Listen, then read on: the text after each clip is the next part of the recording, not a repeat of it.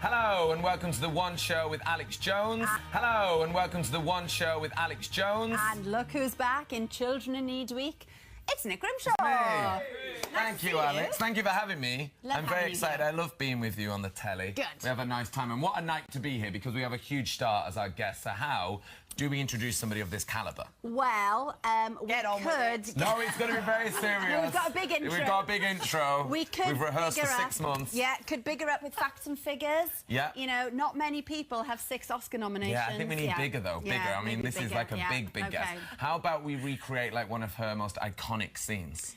Yeah, well, we did try that earlier. Got a bit weird. It's very weird. Yeah, that's not great. Not great, that. You're both supposed to be wearing a I red. know, she was meant to be...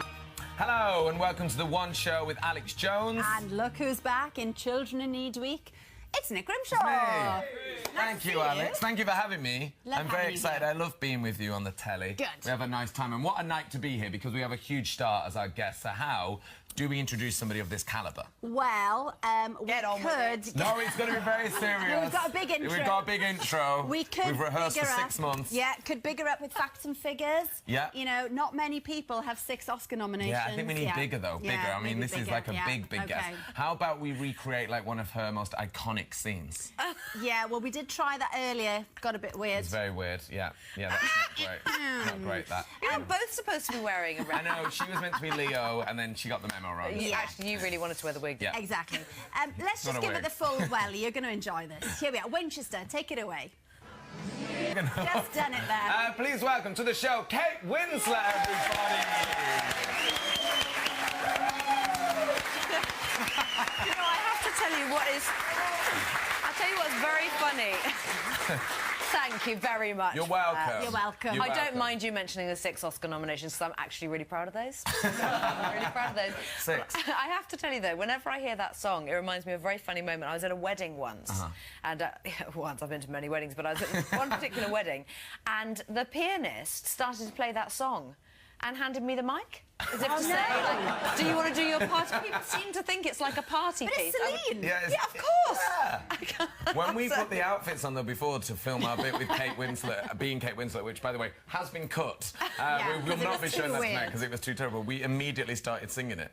Did All you afternoon. really? Yeah, like, as soon as we put that out film, we were like, yeah, far. Like, we couldn't help it all day, all But day. now we've stopped now because Yeah, it would be because we were awkward, told wouldn't by it? producers to stop. But thank you to all the lovely people of Winchester. We'll be back with you a little bit later on when the rickshaw arrives there. We will. Now, the celebrity memorabilia business has grown rapidly in the last 15 years, with fans increasingly prepared to pay silly money for items signed by their idols. We should cash in on this, I Oh, think, we Alex. already are. Dave, now if you hurry up on those and you can get on to Kate's then, please.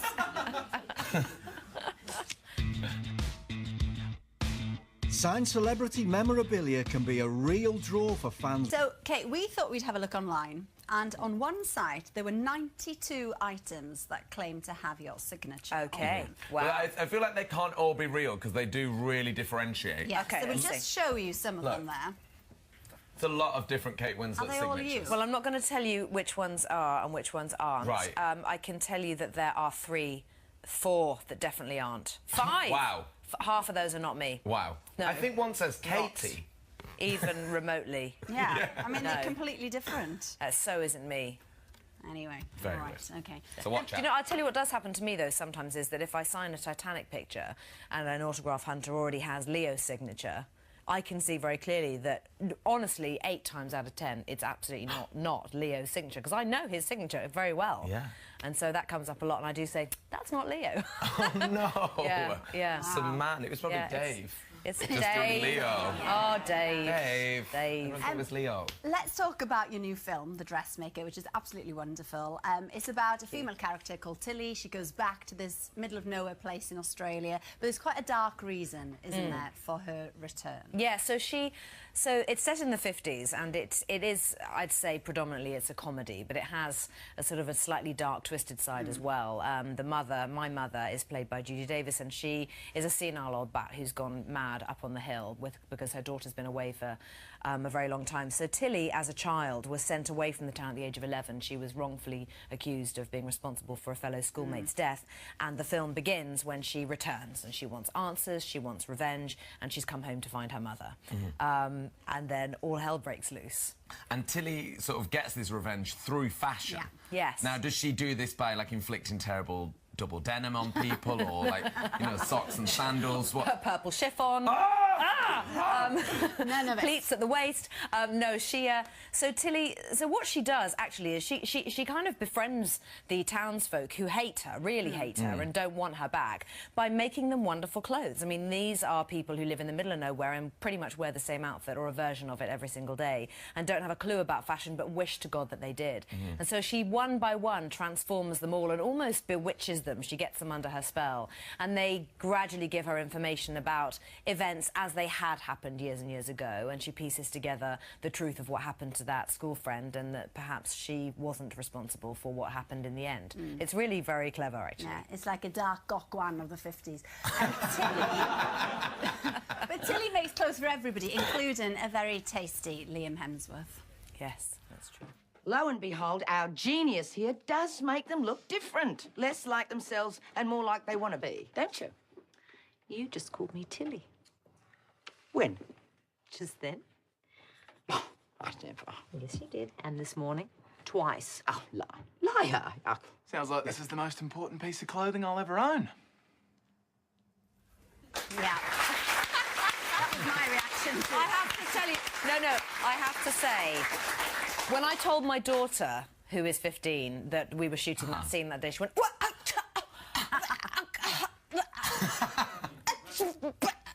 She just made a series of sounds. She didn't really say any words. I took it to be jealousy. But Judy Davis and I had a very hard time genuinely keeping a straight face because it's funny. It's actually very funny. Poor Liam. I did feel quite bad for him because, of course, he's standing there looking all gorgeous and was quite nervous, I think, as well. It's not easy to keep taking his shirt off. No. And Judy and I we were just giggling. It's terrible. Poor Liam. Poor Liam. But he's a sweet guy, I must say. He's a really sweet guy. Now, you managed to, when you were doing this film, tick off something that you've always wanted to do. Yes. And I always think that of all the things that Kate Winslet has achieved, this wouldn't be on the list. But you wanted to learn to sew. I did. I did. I like the idea of being one of those mums who, you know, makes little dungarees for her son and teddy bears, and curtains sometimes, and I actually can now do those things. Amazing. I know. Yeah. So I did. I work on an old Singer sewing machine in the film, and I had to really learn how to use it. I was determined they weren't going to have hand doubles and things like that, and it was absolutely fantastic, I must say. Lots of tuition, and yeah, I could rustle up a set She of actually made my curtains for outfit you. tonight. Well, it's lovely. It's great, isn't it? Apart from the poppy, I didn't make that. No. But she made this out of a couple of napkins. See, look, I've got a couple of... There's a safety pin I accidentally that you've left his on necklace. there. Yeah, left Attention it on. to detail, thank you, Kate. Deary me. But The Dressmaker in cinemas from Friday 20th of November. Now, Kate has worked with many excellent film directors, but not many of them could compete with the brilliant Stanley Kubrick, a man often described as obsessive, egocentric and a recluse. Now, his eldest daughter, Katharina, remembers him rather differently, though. It's so refreshing to hear an actor say that, isn't it? Yeah. Because normally they go, no way, Oh, I mean, no, it's so no, risky, no. but that's lovely. I mean, it's, you know, there are huge risks, but there's risks with everything. Yeah. I mean, there really are, you know, and you can't live your life worried about the risks that you may or may not be about to take, you know. You just have to kind of go for it, I think, whatever it is you want to do, really. Definitely. Would they be as insistent as you, though, about getting apart? Because we know that you really wanted Titanic and went after James Cameron. And then with Steve Jobs, the same thing sort of happened with that, didn't it? Yeah, it did. It did, a little bit. I was working on The Dressmaker, actually, and the woman who was doing the hair and makeup on that film, she had gotten herself the gig doing the hair and makeup on the Steve Jobs film, and I thought, God, wow, that sounds absolutely amazing. And she was describing it to me. I thought, God, how brilliant. And I turned to her and I said, hang on, stop. First of all, what's it actually about? Because she was so excited just to be a part of this project with these interesting people. So she described it to me. I thought, my God, that really does sound amazing. I said, and what's the girl's part? And then the two of us kind of went, ooh. And she described Joanna Hoffman to me, the role that I play in the film, and I thought, God, I just got to get in there. I just got to do it. And so I, in a timely manner, I think, I put a wig on my head and I took a selfie and I sent it to the producer, Scott Rudin, who I know, and it worked for me, and they sent me the script, and Danny Boyle came to Australia where we were filming, and we had a meeting, and that was that. So Danny Boyle was quite serious about it before you flew to Australia. Well, hopefully. Yes. But I look nothing like the real Joanna Hoffman, so I can understand them thinking, no, maybe not her. But I proved them. I proved them Proved them wrong. Proved them wrong. Glad that it all started.